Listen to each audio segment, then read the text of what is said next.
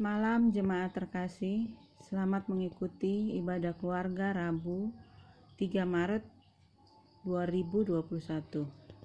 Waktu telah mengantar kita memasuki minggu-minggu Prapaskah. Minggu-minggu Prapaskah hendak menyadarkan kita bahwa penderitaan Kristus sesungguhnya ada karena dosa manusia. Kiranya kesadaran ini mengusik kita untuk membenahi hidup dengan kesediaan meninggalkan yang jahat dan bertobat. Mari kita masuk dalam hadirat Tuhan dengan memuji dan memuliakan namanya. Jemaat bernyanyi dari Kidung Jemaat 1, bait 1, Haleluya pujilah.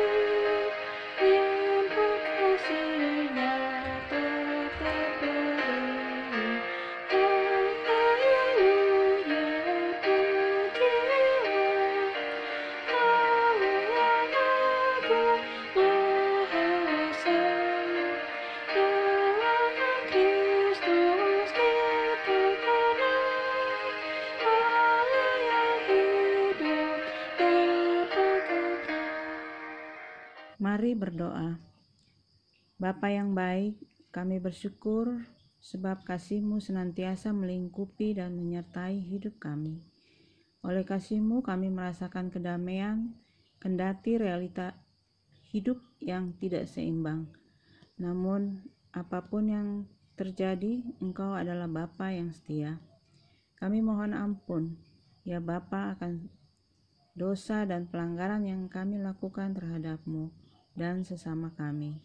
Saat ini bersama dengan keluarga di rumah kami masing-masing, kiranya Engkau mau mengaruniakan kami kuasa Roh Kudus-Mu dan layakkan kami untuk berada di dalam kekudusan-Mu. Di dalam nama Tuhan Yesus Kristus kami berdoa dan bersyukur. Amin. Mazmur berbalasan yang terambil dari Mazmur 5 ayat 12 sampai 13. Tetapi semua orang yang berlindung padamu akan bersukacita. Mereka akan bersorak-sorai selama-lamanya, karena Engkau menaungi mereka, dan karena Engkau akan bersukaria orang-orang yang mengasihi nama-Mu. Sebab Engkaulah yang memberkati orang benar, ya Tuhan. Engkau memagari dia dengan anugerah-Mu seperti perisai.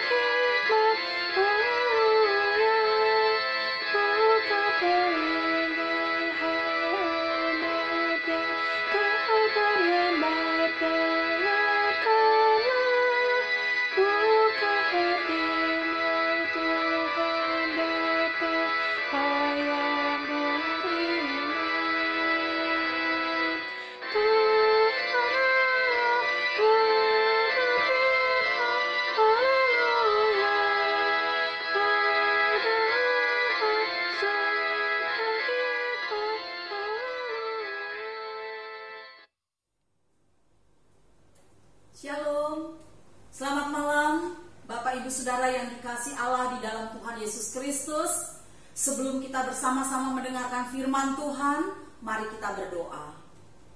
Ya Allah yang Maha Kasih, saatnya kami akan mendengarkan firman-Mu Urapilah hamba-Mu yang akan menyampaikan kebenaran firman-Mu ini, dan urapilah kami semua yang akan mendengarkannya, sehingga kami tidak hanya menjadi pendengar firman saja, tetapi kami menjadi pelaku firman yang hidup dalam kehidupan beriman kami.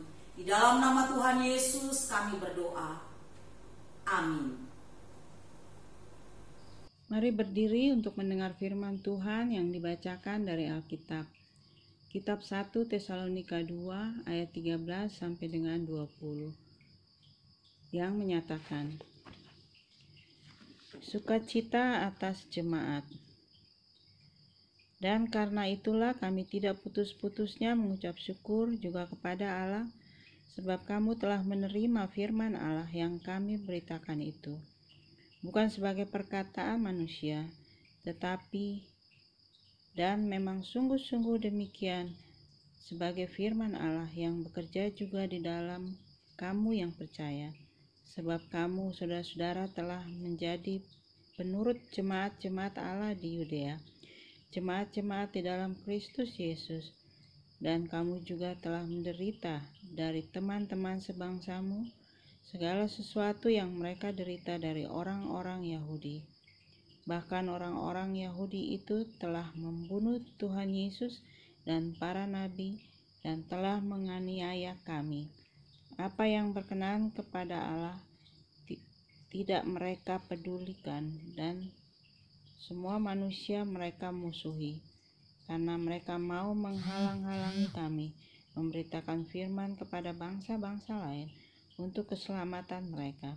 Demikianlah mereka terus-menerus menambah dosa mereka sampai genap jumlahnya. Dan sekarang murka telah menimpa mereka sepenuh-penuhnya. Tetapi kami saudara-saudara yang seketika terpisah dari kamu, jauh di mata tetapi tidak jauh di hati, sungguh-sungguh dengan rindu yang besar telah berusaha untuk datang menjenguk kamu. Sebab kami telah berniat untuk datang kepada kamu, aku Paulus, malahan lebih dari sekali, tetapi iblis telah mencegah kami. Sebab siapakah pengharapan kami, atau sukacita kami, atau mahkota kemegahan kami di hadapan Yesus Tuhan kita pada waktu kedatangannya, kalau bukan kamu? Sungguh kamulah kemuliaan kami dan sukacita kami. Demikianlah pembacaan Alkitab. Berbahagialah orang yang mendengar firman Tuhan dan yang melakukannya. Terpujilah Tuhan Yesus. Hosiana. Hosiana, Hosiana, Hosiana.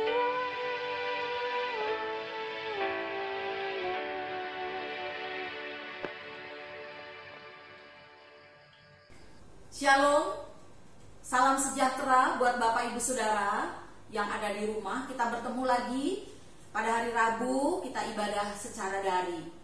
Bacaan kita di dalam bacaan 1 Tesalonika pasalnya yang kedua, ayat 13 sampai dengan ayatnya yang ke-20 dengan judul Sukacita atas Jemaat. Itu judul yang diberikan oleh Lembaga Alkitab Indonesia.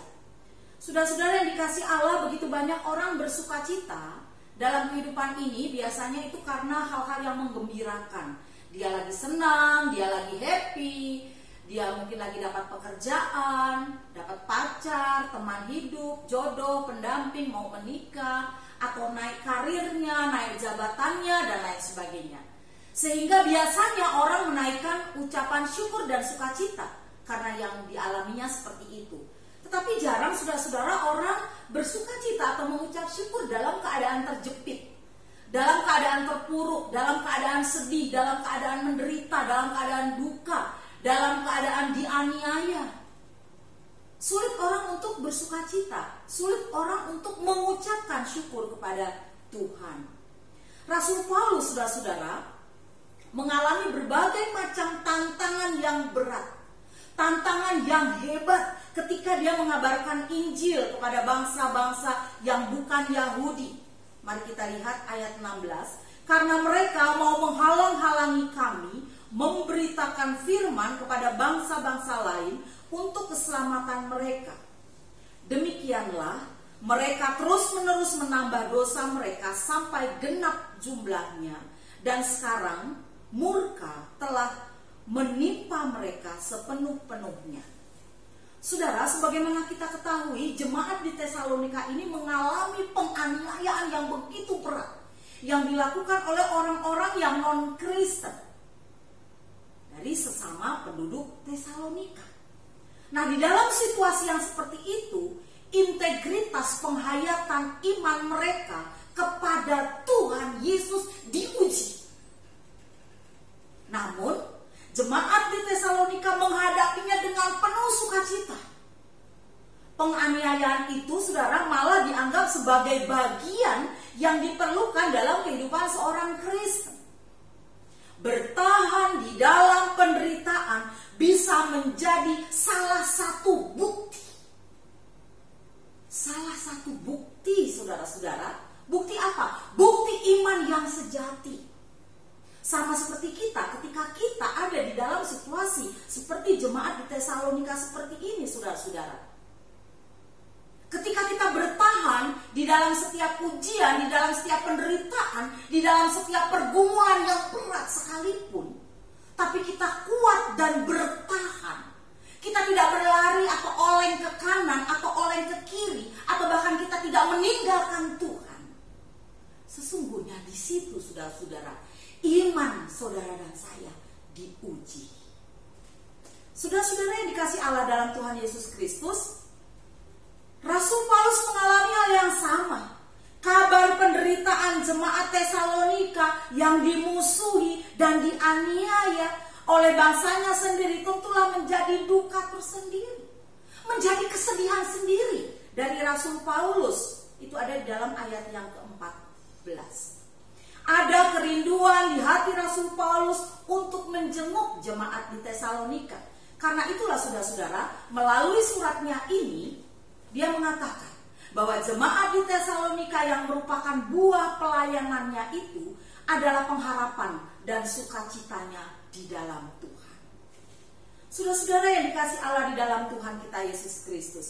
Oleh sebab itu, ketika kita mengamati atau mendalami bacaan kita ini, kita akan melihat ternyata walaupun mereka dihambat, tetapi mereka tetap merambat. Hambatan-hambatan untuk datang kepada Tuhan, untuk percaya kepada Injil kebenaran Kristus tidak menyurutkan langkah mereka, termasuk Rasul Paulus untuk tetap menyampaikan berita Injil. Dia tetap melayani Tuhan dengan benar. Oleh sebab itu, saudara-saudara, pertanyaannya, hal-hal apa saja yang menguatkan setiap orang percaya untuk dapat tetap hidup bertahan di dalam Tuhan, untuk tetap hidup melayani Tuhan di tengah-tengah penderitaannya. Firman Tuhan mengatakan kepada kita, ayatnya yang ke-13, dan karena itulah kami tidak putus-putusnya mengucap syukur juga kepada Allah, sebab kamu telah menerima firman Allah yang kami beritakan itu, bukan sebagai perkataan manusia, tetapi dan memang sungguh-sungguh demikian, sebagai firman Allah yang bekerja juga di dalam kamu yang percaya. Jadi kalau kita lihat di sini, saudara-saudara, hal-hal apa yang justru menguatkan mereka, setiap orang percaya, untuk tetap bertahan melayani Tuhan di tengah-tengah penderitaan, di tengah-tengah kesulitan, di tengah-tengah pergumulan. Yaitu yang pertama, mereka selalu berpikiran positif, fokus pada karya penyelamatan Tuhan. Ayat 13-16. Di sini Rasul Paulus tidak mau membiarkan perhatiannya itu terpusat kepada orang-orang yang menentang pemberitaan Injilnya. Dia memusatkan perhatiannya, saudara, pada orang-orang yang mau terbuka menerima Injil Kristus Yesus. Dan hal ini yang membuat dia tidak pernah mengeluh dalam pelayanannya, melainkan dia selalu bersyukur, dia selalu bersukacita. Karena apa? Karena orang-orang itu banyak yang menerima Injil Kristus Yesus. Dan Rasul Paulus juga bersyukur untuk orang-orang percaya yang rela menderita bagi kemuliaan Tuhan. Ayat 14 sampai dengan ayat yang ke-16. Kemudian yang kedua, hal apa saja yang membuat setiap orang percaya untuk tetap melayani Tuhan? Yaitu melayani dengan hati, melayani dengan kasih. Rasul Paulus tidak asal-asalan melayani, saudara, melainkan dia melayani dengan hati yang tulus, dengan hati yang mengasihi. Dia tidak asal melakukan pekabaran Injilnya atau tugas penginjilannya itu begitu saja, asal-asalan. Namun dia dengan penuh kerinduan, dia mau mengunjungi jemaat Tesalonika, bahkan untuk menguatkan iman percaya mereka. Meskipun ada orang-orang yang datang mau menghambat pelayanannya, namun Rasul Paulus tetap pada pendiriannya. Dia tetap ada di pemikiran untuk tetap fokus melayani dengan penuh sukacita dan dengan hati yang tulus, bukan dengan paksaan. Bahkan dia selalu berdoa kepada jemaat di Tesalonika. Itu ada di dalam ayat 17 dan ayat 18. Kemudian yang ketiga, nilai kekekalan atau nilai yang abadi bagi pekabaran Injil itu terletak di dalam kekuatan iman percaya orang yang melayani Tuhan. Pelayanan itu selalu berhubungan dengan keselamatan jiwa. Dan keselamatan jiwa itu adalah kekal dan abadi. Setiap orang yang percaya kepada Tuhan Yesus Kristus, dia akan diselamatkan. Bukan hanya dia, tetapi seisi keluarga dan rumah tangganya. Itu berarti, saudara-saudara, bahwa memang Yesus mau menyelamatkan bagi setiap orang percaya yang mau percaya kepada dia. Persoalannya, adakah orang yang mau membuka hatinya untuk karya keselamatan dari Kristus itu? Itu persoalannya. Bagi mereka yang mau membuka hatinya, mau membuka jiwanya, dimenangkan bagi Kristus, Kristus akan menyertai dia sampai pada kekekalan. Dan Rasul Paulus, dia bersukacita akan hal ini karena semua itu ada di dalam kehidupan jemaat di Tesalonika. Coba kita lihat di dalam ayat 19 dan juga 20. Sebab siapakah pengharapan kami atau sukacita kami atau mahkota kemegahan kami di hadapan Yesus Tuhan kita pada waktu kedatangannya kalau bukan kamu? Sungguh kamulah kemuliaan kami dan sukacita kami. Jadi dengan keyakinannya Rasul Paulus benar-benar meyakini bahwa jemaat di sana bertumbuh di dalam imannya. Perkembangan dan pertumbuhan iman itu menunjukkan bukti dari imannya yang sejati. Kendati pun mereka ada di dalam pergumulan dan penderitaan. Nah, saudara, pertanyaannya adalah sekarang bagi kita mau merefleksikan diri kita. Bagaimana dengan kita? Masihkah kita bisa mengucap syukur? Masihkah kita bisa berkata-kata, mau menaikkan ungkapan syukur itu kepada Tuhan ketika kita diperhadapkan dengan situasi yang sama seperti jemaat di Tesalonika? Di tengah pergumulan, di tengah tantangan, di tengah penderitaan, di tengah-tengah kesulitan hidup kita yang menghimpit saat ini, adakah kita masih tetap bisa mengucap syukur atas begitu besar pengorbanan dan karya Tuhan Yesus dalam hidup kita masing-masing?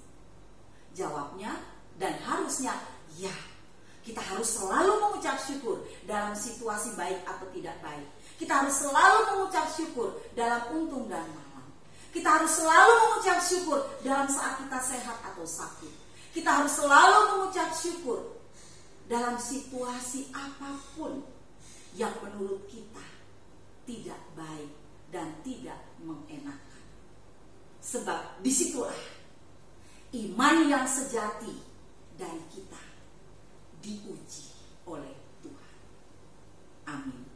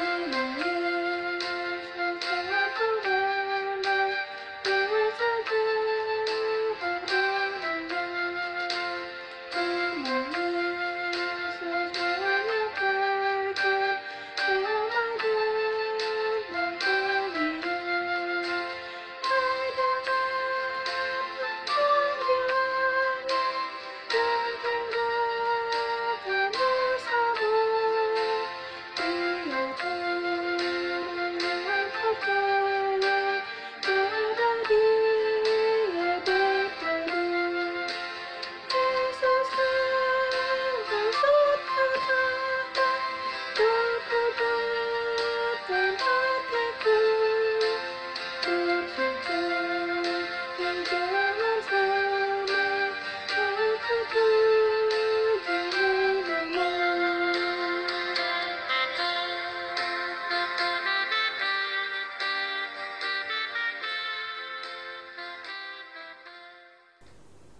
Umat Tuhan, mari kita berdoa. Terima kasih Tuhan, kami sudah mendengarkan firman-Mu, dan biarlah kami boleh menjadi pelaku firman yang hidup. Kami dapat mengatasi berbagai macam rintangan dan tantangan. Kami boleh kuat menghadapi segala macam pergumulan yang berat sekalipun, sebab di tengah-tengah pergumulan itu iman kami diuji. Apakah kami memiliki iman yang sejati atau tidak? Terima kasih apabila lewat syafaat kami boleh berdoa bagi bangsa dan negara Indonesia. Tuhan jaga, lindungi, dan sertai Bapak Presiden, para menteri, pimpinan di pusat daerah. Tuhan Yesus menyertai dan melindungi pimpinan kami, baik di tingkat RT, RW, kelurahan, kecamatan, ibu kota provinsi, termasuk juga anak-anak Tuhan yang dipercayakan untuk memimpin negara kami ini.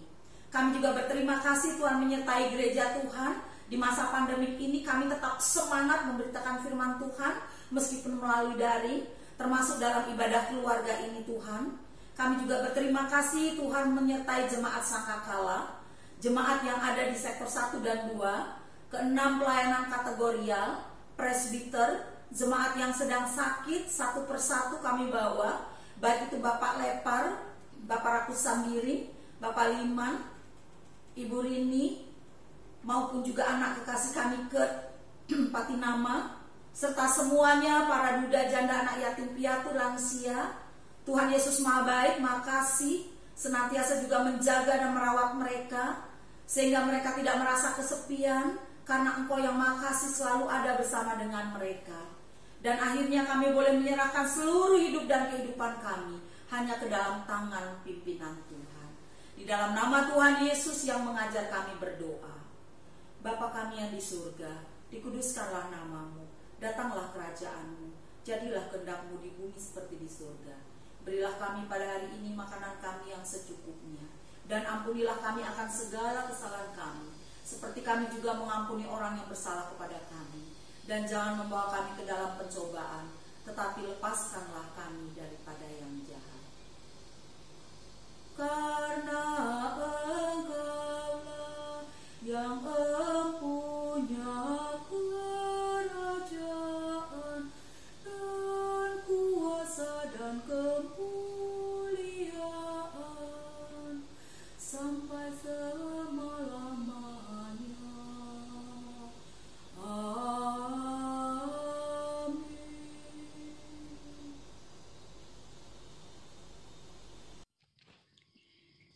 Marilah kita mengucap syukur dengan hati, mulut, dan tangan kita, serta mengingat pesan dalam Alkitab yang tertulis di Kolose 3 ayat 17 yang menyatakan, "Dan segala sesuatu yang kamu lakukan dengan perkataan atau perbuatan, lakukan semuanya itu dalam nama Tuhan Yesus sambil mengucap syukur oleh Dia kepada Allah Bapa kita."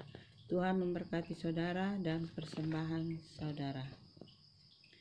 Jemaat bernyanyi dari GB 87 bait 1, Aku bersyukur padamu.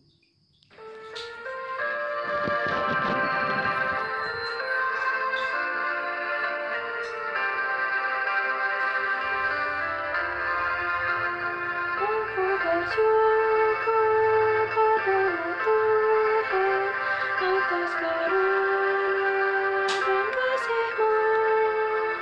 Seluruh jiwa, tubuh dan rohku, ku persembahkan kepadamu. Ku bahagia, ku sukacita, ku ungkap syukur selamanya. Mari kita mendoakan persembahan. Kami bersyukur betapa berkat Tuhan melimpah dalam hidup kami. Saat ini kami telah memberi ungkapan syukur kami. Kiranya ungkapan syukur ini menjadi berkat bagi pelayanan gereja Tuhan dan untuk menyatakan kasih Allah bagi sesama kami. Amin. Saudara-saudara, kita akan kembali ke tengah-tengah keluarga, ke tengah-tengah aktivitas kita masing-masing. Dan marilah kita merenungkan dan merefleksikan. Bertahan dalam penderitaan bisa menjadi salah satu bukti dari iman kita yang sejati. Bertahan pada kesudahannya, Tuhan akan selalu dan memberkati kita.